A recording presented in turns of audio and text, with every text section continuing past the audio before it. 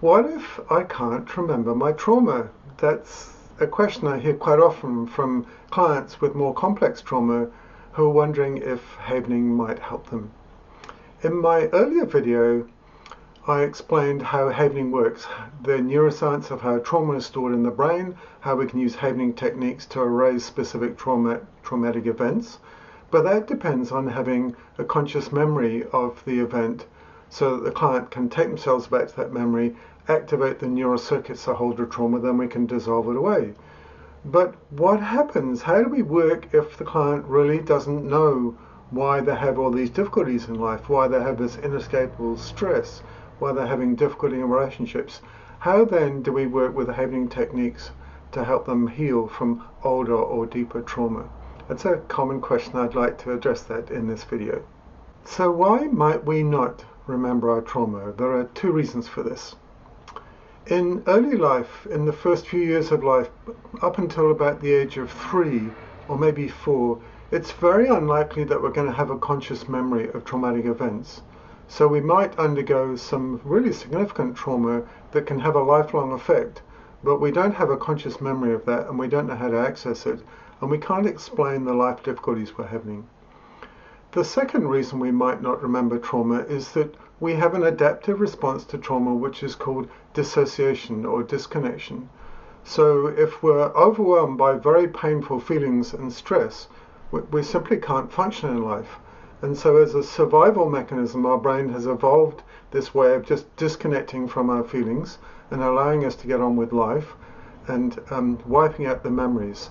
And this can be very powerful. I've had clients, for instance, a client who was nearly murdered. She was strangled nearly to death by someone she knew as an adult, and she had no conscious recollection of this event whatsoever. And her presentation to my clinic was actually with a form of phobia, of claustrophobia, where she couldn't be in confined or small spaces. And the symptoms she had when the space was too small or too confined was she couldn't breathe. And the most powerful origin of this was actually that trauma of nearly being strangled to death, which prevented her from breathing. But she had no conscious memory of that when she first came for therapy. So I've met many people who are high-functioning individuals. They're professional people, they're working in complex jobs, and they're really completely disconnected from their feelings. They're operating at an intellectual level. And there's a technical term for that in the trauma literature. It's called alexithymia, which means having literally no language of feelings. And that was pretty much a description of me for many years in my life. You know, as a highly trained doctor, I was very bright, very highly trained. I was using cognitive processes. I was skilled in my work. But I was very much disconnected from my feelings. I hid away all of the pain and the trauma and the fear, and didn't allow myself to have those feelings. So that's what we call dissociation. And that's a very useful thing to have, otherwise we wouldn't survive. So that's the other reason why we might not remember our traumatic events. So how do we do therapy? How do we begin to unpick this story when clients really have no conscious memory of what's happening? Well, even though we don't remember the trauma that has occurred to us early in life, it has a continuous effect on us. It's hardwired in our brain circuits. It's part of the operating system of our brain. So we find ourselves in inescapable stress and a whole variety of body reactions and life difficulties. So here's an example of how early life trauma might affect us as adults, even though we don't have a conscious recollection of the traumatic events. One of the common presentations I have with adult clients is a very grave fear of abandonment. They begin to enter into a loving relationship and then become very fearful because they have trauma encoded in their brain that makes them extremely fearful of the one person that loves them not being available, of abandoning them. So what tends to happen is that they subconsciously begin to sabotage the relationship because it's safer not to form that bond of love and not have that terrible risk that if they really fell in love and then were abandoned, the pain of that would be overwhelming, would almost might end their life. So These events might arise because as a small baby or a child, they were left to cry by their mother. They weren't picked up. They were sent away to their room. There might have been events like that. So those got encoded as traumas in the brain. They're hardwired in the amygdala and become part of the operating system of the brain. So as adults, people are getting these automatic emotional reactions to the same kind of situations. Now, when people have a deep fear of abandonment, often they will have a series of failed relationships. And even though they didn't go very deeply into love with someone, the breakup of the relationship is still extremely painful, and it re-triggers all those horrible early life fears of abandonment. And the reason that we can begin to heal the early life trauma is that the same neural networks that are encoded in early life that hold this fear of abandonment are the same neural networks that are being activated in the adult events when they experience this fear or this pain of abandonment again. So if we use havening to begin to work with the traumatic events of abandonment as an adult, it's starting to dissolve away the neural network that holds the original fear of abandonment as a small child. So we can begin to heal the childhood wounds by working with the adult experiences without ever needing to know or to go back or remember the exact events as a small child. So how do I begin to work with a client who presents with more severe trauma when there's really not clear what the origins of their life difficulties and stresses are? So the first principle is creating safety. The only way that anyone can heal from trauma is having a safe therapeutic relationship where we can begin to uncover and explore the sources of stress and trauma. And we do that in a variety of ways. So one of the first assessments I make with a client is just the degree of resilience or vulnerability that you might have. So I'm looking at a whole variety of measures for that. I'm looking to see if you have any good things in life, if you have any secure relationships, if you have meaningful work, if there are activities you enjoy, if there are any places you feel safe. These are the positive resources we can draw upon on a journey of addressing trauma. Conversely, there might be clients who have none of those things, who wake up at 4 or 5 o'clock every morning in a state of high anxiety. They experience that the whole day. They've never been able to hold down a job. They don't have any secure relationships. There's no activity that has any real meaning or enjoyment from it. There's no place that feels safe for them. They don't have any happy memories. So if a client is very vulnerable in that way with no resources, we're not going to go to any of the trauma at all until we've begun to create a place of safety for them. So we'll use havening techniques in combination with visualizations and other processes where our aim is to create a place of complete security and safety for that client. For that client, for the first time in many years, to have an experience of their body feeling completely relaxed and safe and contained, and that provides a secure platform from which we begin to unpick the trauma bit by bit. The other principle that guides my practice is that I believe that you and all of my clients have your own healing intuitive intelligence. So we might embark on quite a long and complex journey together as we gradually unpeel the layers of the trauma and allow it to be healed bit by bit. And I don't need to figure out how that journey is going to go, because my principle is that I'm always going to respond with whatever is presenting. So in the first session or two, there may not be any memories at all, but you present with body stresses and feelings, and we start to work with those. The most famous book on trauma is entitled The Body Keeps the Score. So there's always a lot of things that we can notice and we can work with in beginning our work, where we're gradually forming a therapeutic and safe relationship. We're creating that foundation of safety for you, and as we progress each session, almost certainly you're going to know each time what we need to work on. It's whatever is presenting, and I'm going to be paying a lot of attention to that and just asking you, what's present for you now, what's coming to the surface, what needs some attention. And sometimes you won't know it all, and I might not have an intuition or a knowledge of what to do.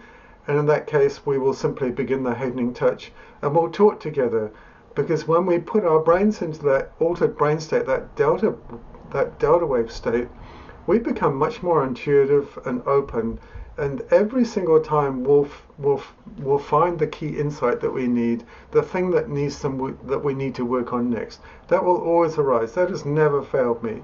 So I just let go of the worry of trying to figuring out how we're going to do this journey together, and my job is to create this safety, to create this bond between us, to help regulate your feelings and your nervous system, and to allow things to unfold naturally according to your own healing intuitive intelligence. And that makes the whole process so much more relaxed and relieves me some responsibility, but it also taps very deeply into your intuitive intelligence and my intuition. And then the healing journey goes much better together. So how does this work progress? So let's assume that either you have your own resources or we've done some work to create a place of safety for you. So it's safe for us to begin to explore what might be going on. If you don't have any conscious memories, then we're just going to start working with feelings. And there's a beautiful process in Havening just to start to empty the tank of so many painful feelings and body stresses that you're carrying. And this is a very therapeutic process. Sometimes there's a real cathartic release with some tears, and an enormous burden of stress and painful feelings is let out that you might have carried for many, many years. So that sometimes happens. Or we carefully explore the feelings, and the Havening process puts the brain in the delta wave state, and that allows us to notice and to name and to feel feelings. And the hallmark of trauma is being all alone in our suffering. So this process of recognizing feelings, of naming them out loud, of having them witnessed by a compassionate practitioner, that's a very healing process. It allows us to let go and process emotions. Now, I'm paying a great deal of attention during that process because the nature of the feelings that are revealed and the body symptoms that are revealed and the beliefs that come out about being stupid or unworthy or unlovable, these tell me a very great deal about the nature of the trauma that's sitting behind your life difficulties. So this is a diagnostic process as well. So as we progress that kind of work, your resilience will rise up. And what that means is that you have a greater feeling of inner safety, and then the brain starts to relax. This protective mechanism of dissociation starts to let go of its grip a little bit, and you'll find that memories start to rise up. So the traumas that have caused your life difficulties, just one by one, start to become present. And it's a bit like doing archaeology. It's a bit like digging down through the layers. And again, I don't have to figure out where to dig. That will be guided by your healing intuitive intelligence. And just step by step, together we'll come to an understanding of what your trauma is, why you experience the life difficulties that you have. We'll heal it bit by bit. And eventually, the end part of that journey is to get you to a place of profound healing, where you have a full account of your life, your early life experiences, of what kind of traumas have led to your difficulties. And those are now safely left behind in the past, just as ordinary memories, that they're no longer traumatic. And you become a fully functioning and integrated and resilient person with full connection to your feelings. So what happens if in the course of this therapy you just step into dissociation, you step into that numbness, you disconnect? And that's something I see quite often.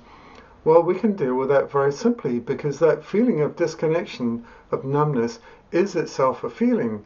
So I just ask you to name that feeling as we do the Havening touch. You might call it numb or disconnected or confused.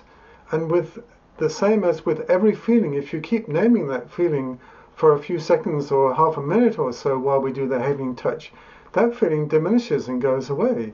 So the dissociation turns off and you get back to the other feelings. So it's a very simple process to deal with dissociation if it arises during the process.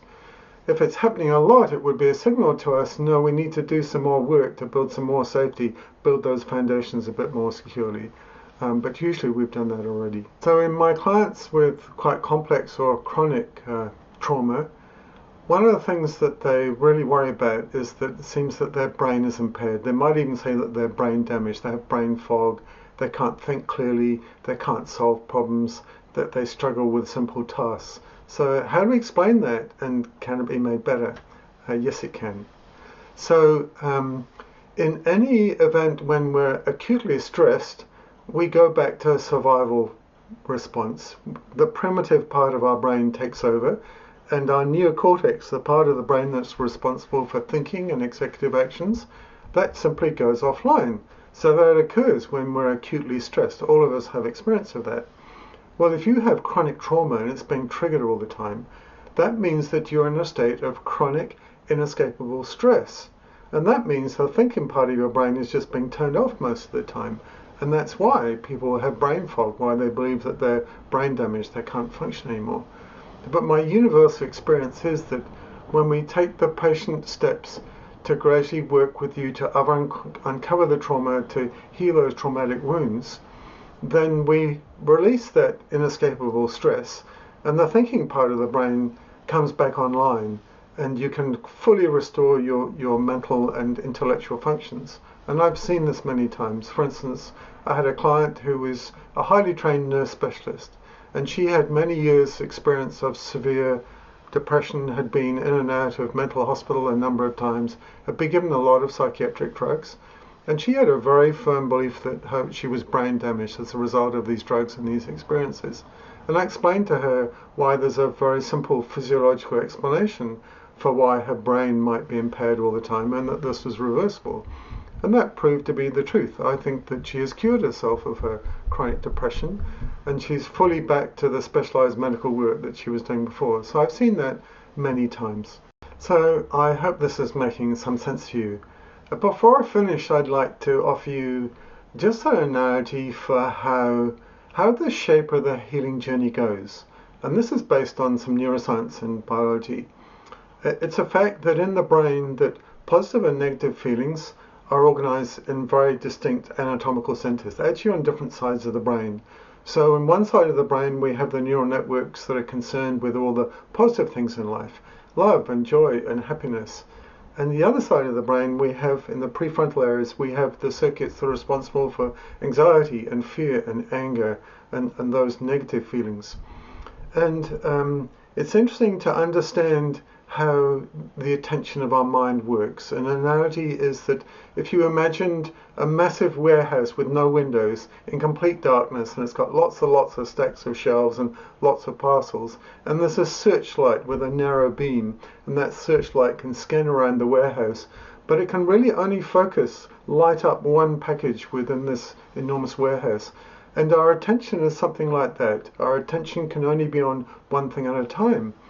So these two circuits in our brain, the circuits carrying the negative emotions and the circuits carrying the positive emotions, are in a tug of war for the attention of our mind. And when we're stuck all the time in trauma and stress, where our attention is drawn pretty much all of the time to the parts of the brain that are responsible for those negative feelings. And when we're all the time in those negative feelings, we're actually increasing the number of nerve connections and the blood supply and the metabolic activity in that part of the brain. And that part of the brain is actually getting bigger. It's increasing in its volume. And we can see changes on functional MRI brain scans. And the part of the brain to do with positive emotions is getting atrophied. It's losing connections. It's losing blood supply. It's losing activity. It's actually shrinking. Now, these two parts of the brain are in like a tug of war for our attention. And when you present with very complex trauma, the team on the negative side is really big and strong. So you might imagine that every major trauma in your life adds a team member to the negative team. And they're getting a lot of exercise, a lot of training, they're really strong. And the team members on the positive side are kind of weak and puny, and there's not so many of them because those brain circuits have been neglected. So as we do the healing therapy bit by bit and uncover the trauma, every time that we uncover a major trauma and help you erase it, that's removing a team member from the negative team. And gradually, over time, the positive team members get stronger and the negative team members get weaker, or they lose some team members, and the balance of the strength of this tug of war starts to shift. And you'll find that you start to spend more time in a positive affect, a positive mental state, having positive feelings. And if you're habitually in a state of depression, that you might have experienced in life that depression would have lasted for 3 or 4 months at a time before you eventually managed to climb out of it. And then we progress the work, and now you find that depression lasts for 3 weeks. And now we find that depression lasts for 3 days and now for 3 hours. Because as we start to get the two tug-of-war teams with the same strength, then they battle more equally for your attention, and more of your time you're in a positive mindset, you're experiencing positive emotions, you're becoming more resilient, you're becoming less fearful, you have a greater foundation of safety, and so you're starting to strengthen and train up and get fitter, the team on the positive side. And so there's a real biological correlate to this. And there comes a time, it's like a tipping point in your healing journey, when the two teams are of pretty equal strength. And you might find that you flip between feelings pretty fast. It can be a bit disconcerting for clients. You know, they start the morning feeling really low and depressed, and a few hours later they're feeling pretty excited and, you know, happy about stuff, and then they have some doubts and fears, and they oscillate backwards and forwards between different feelings. And I do warn clients that this is a possibility, but that's the beautiful tipping point, because one tiny little bit more work and that positive team's going to get stronger, and suddenly it's going to start winning the tug of war all the time, and you'll be very quickly into an upward spiral of flourishing, of increasing resilience, of more happy and positive experiences, of life getting better, of just reinforcing your positive mind state. And I've seen this in clients happen completely spontaneously. For instance, I did a research trial of 30 mothers with PTSD as a result of very severe childbirth trauma, and I used a very well validated measure of symptoms of PTSD, and I measured it before the havening and 1 week after the havening and 2 or 3 months later after the havening, without any further therapy. What was so interesting is that the scores fell by of the distress scores of the PTSD symptoms fell by about 75% on average after the first session of havening. If I did no more havening, the scores after a month or two would be even better, because the clients' lives have improved. They're not getting triggered all the time. They're reinforcing the positive team, and the negative team is now being neglected some more, so their lives get better. So the scores get better with no new therapy. So when we're in horrible complex trauma, we've gone down a horrible negative spiral into negative feelings and emotions and stresses. And then there's this tipping point, because these two spirals are really close together. And we get to just past that tipping point, and then you're in an upward spiral of flourishing. And your life not only gets better, but you become much more resilient. And in a state of resilience, you can go through a really difficult life event and you're not going to get traumatized again. You just get through a difficult life event and you leave it in the past, and it's not a trauma. And that's really what healing looks like, when we can get through really difficult life events and not be traumatized again. We're truly resilient, and life becomes good.